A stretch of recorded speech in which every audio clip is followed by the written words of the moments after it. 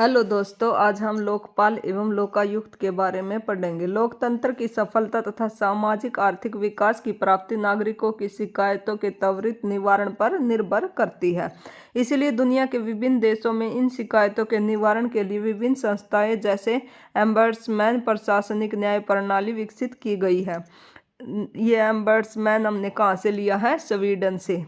Sweden में सर्वप्रथम 1809 ईस्वी में संविधान के अंतर्गत एम्बर्समैन की स्थापना की गई। भारत में एम्बर्समैन को लोकपाल के नाम से जाना जाता है। भारत में किस नाम से जाना जाता है? लोकपाल के नाम से। फिनलैंड में 1918 में लोकपाल की नियुक्ति कब से की गई? 1918 से। और डेनमार्क में 1954 से, नॉर्वे में 1962 में तथा ब्रिटेन में 1967 में। तो सबसे पहले लोकपाल की नियुक्ति कहाँ पर की गई थी? स्वीडन में 1809 ईस्वी में। की स्थापना भ्रष्टाचार को समाप्त करने के लिए की गई थी। किसकी नियुक्ति किस लिए की गई थी? ताकि भ्रष्टाचार को समाप्त किया जा सके। एम्बर्समैन का अर्थ, एम्बर्समैन को नौकरशाही की शक्तियों के दुरुपयोग के संबंध में नागरिकों द्वारा की गई शिकायतों की खोज करने हेतु व्यवस्थापिका को आयुक्त कहा जाता है। अर्थात नौकरशाही कौन होते हैं? जो गवर्नमेंट सर्विस में होते हैं उन्हें क्या कहा जाता है? नौकरशाही। विभिन्न देशों में एम्बर्समैन को विभिन्न नामों से जाना जाता है। इंग्लैंड, न्यूजीलैंड एवं डेनमार्क में इसे संसदीय आयुक्त, सोवियत संघ में वक्ता तथा प्रोसिक्यूटर के नाम से जाना जाता है। ये हमने इसके एम्बर्समैन के नाम देख लिए। हमारे देश में इसको किस नाम से जाना जाता है? लोकपाल के नाम से। भारत में एम्बर्समैन के लिए लोकपाल शब्द का सर्वप्रथम प्रयोग 1963 ईस्वी में किसने किया था? लक्ष्मीमल सिंघवी ने। लोकसभा के निर्दलीय रूप से ये चुने गए थे। ये किसी दल के सदस्य नहीं थे, बल्कि निर्दलीय दल से ये विजयी हुए थे। वर्ष 1966 में मोरारजी देसाई की अध्यक्षता में गठित प्रथम प्रशासनिक सुधार आयोग की स्थापना की गई। बाद में 1967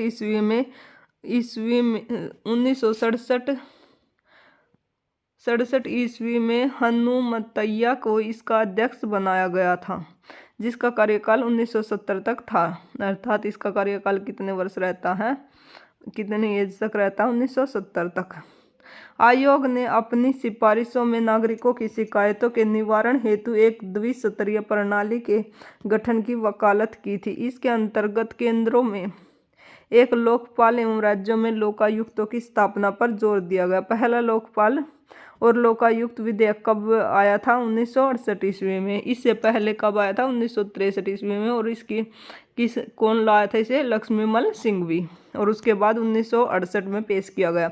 इसके बाद 1971, 77, 85, 96, 98, 2001, 2005, 2008 और 2011 में यह विधेयक लाया गया। लेकिन यह पारित कब हुआ था? 2019 में। इस विधेयक को पास करने का असफल प्रयास किया गया। लंबे विचार विमर्श तथा जन आंदोलन के पश्चात लोकपाल एवं लोकायुक्त विधेयक को राज्यसभा द्वारा 17 दिसंबर 2013 तथा लोकसभा द्वारा 18 दिसंबर 2013 को पारित कर दिया गया। तत्पश्चात राष्ट्रपति प्रणब मुखर्जी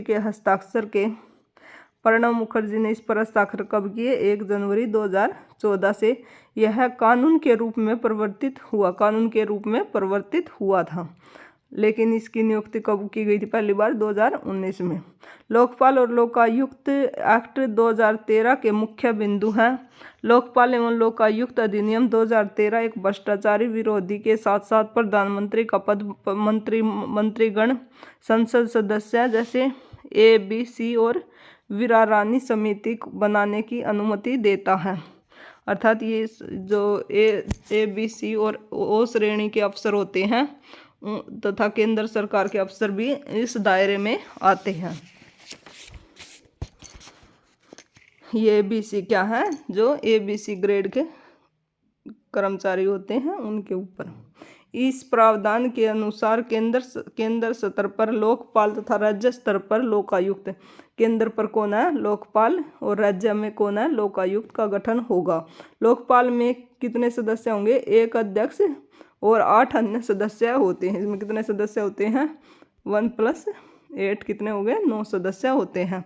अध्यक्ष उसी व्यक्ति को बनाया जाएगा जो भारत का पूर्व मुख्य न्यायाधीश या फिर सर्वोच्च न्यायालय का सेवानिवृत्त या कोई महत्वपूर्ण व्यक्ति हो।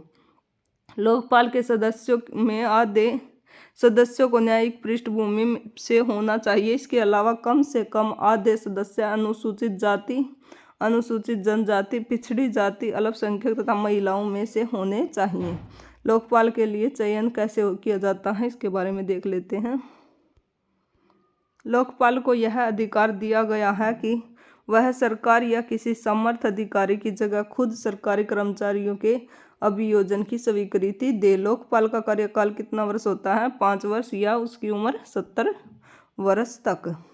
लोकपाल का निष्कासन वह पद से कैसे हटाया जा सकता है? राष्ट्रपति के आदेश के द्वारा लोकपाल के अध्यक्ष या सदस्यों को अनुचित व्यवहार के लिए निष्कासित किया जाता है। राष्ट्रपति के द्वारा उच्चतम न्यायालय को उल्लेख भेजने के बाद स्वयं संतुष्ट हो जाने पर कम से कम 100 संसद सदस्यों के द्वारा यह याचिका पर हस्ताक्षर किए जाते हैं, अर्थात 100 सदस्य इस पर हस्ताक्षर कर देंगे, उसके बाद इसे हटाया जा सकता है। किसी नागरिक की याचिका पर यदि राष्ट्रपति आश्वस्त है कि तो वह उच्चतम न्यायालय की जांच के बाद निष्कासन का आदेश दे सकता है, अर्थात कोई व्यक्ति RTI लगा दे तब भी उस पर कार्रवाई की जा सकती है। लोकपाल तथा लोकायुक्त एक्ट 2013 के कानूनी रूप मिलने के बहुत पहले कई राज्यों ने अपने राज्यों में लोकायुक्त नियुक्त किए थे।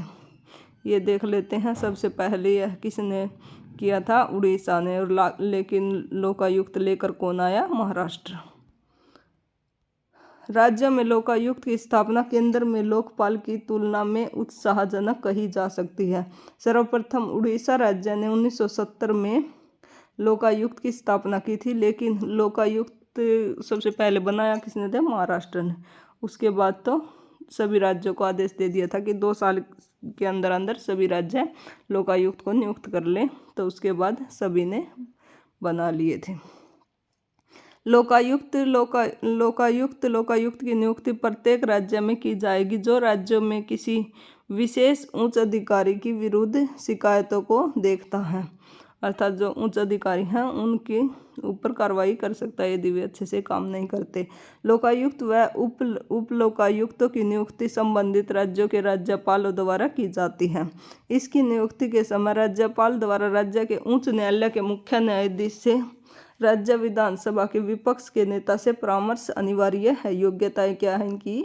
सभी राज्य इनकी योग्यताएं अपने अकॉर्डिंग अलग अलग रखते हैं, लेकिन जो केंद्र में है, केंद्र में वो रिटायर्ड जज ही इसके सदस्य होते हैं। जैसे ये सभी राज्यों के अलग अलग क्राइटेरिया दिया गया है, क्योंकि सभी राज्य अपने अकॉर्डिंग ही इनकी योग्यताएं रखते हैं। कार्यकाल लोकपाल का कार्यकाल कितना वर्ष था? 5 वर्ष या उनकी एज 70 वर्ष तक।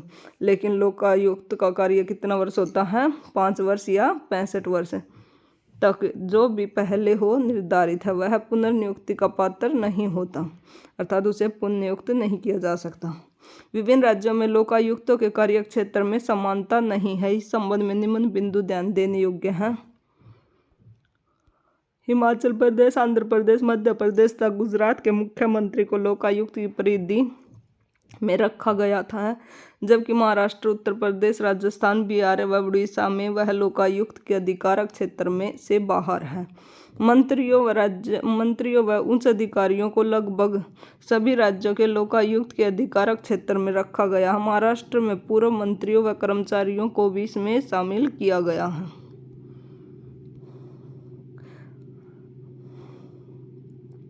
हिमाचल प्रदेश, आंध्र प्रदेश, गुजरात, उत्तर प्रदेश एवं असम राज्यों में विधानसभा सदस्यों को लोकायुक्त के दायरे में रखा गया है। स्थानीय निकाय, निगमों, कंपनियों, समितियों के अधिकारों को अधिकांश राज्यों में लोकायुक्त के जांच की परिधि में रखा गया है, अर्थात इसको इतने ज़्यादा अधिकार नहीं दिए गए हैं, क्योंकि आज तक भी इसने कोई भी ऐसा केस नहीं लेकर आया कि किसी को इसने यह साबित किया हो ये गलत है। जांच प्रक्रिया। अधिकांश राज्यों में लोकायुक्त किसी नागरिक द्वारा अनुसूचित प्रशासनिक कार्रवाई के विरुद्ध की गई शिकायत पर अथवा स्वयं जांच प्रारंभ कर सकता है, परंतु उत्तर प्रदेश, हिमाचल प्रदेश व असम राज्यों में वह जांच प्रारंभ करने के लिए स्वयं पहल नहीं कर सकता। जांच क्षेत्र। इसके जांच के क्षेत्र देख लेते हैं। महाराष्ट्र, उत्तर प्रदेश, असम, बिहार, कर्नाटक में लोकायुक्त शिकायतों व आरोपों के मामले की जांच कर सकता है, लेकिन इसने अभी तक कोई ऐसा काम नहीं किया है जिससे हम ये देख सके कि यह शक्तिशाली है। परंतु हिमाचल प्रदेश, आंध्र प्रदेश, राजस्थान, गुजरात में इसका कार्य भ्रष्टाचार के आरोपों की जांच करना है, न कि शिकायतों का। इसकी विशेषताएं क्या क्या है? वह राज्य सरकार के विभागों से संबंधित मामलों की फाइलें व दस्तावेजों की मांग कर सकता है। लोकायुक्त की सिफारिशें केवल सलाहकार होती है, वे राज्य सरकार के लिए कोई बाध्यकारी नहीं है। अर्थात कोई बाध्यकारी नहीं है कि राज्य सरकार उनकी बात को माने। ये हमने किसके बारे में देखा? लोकपाल एवं लोकायुक्त के बारे में। Thank you for watching.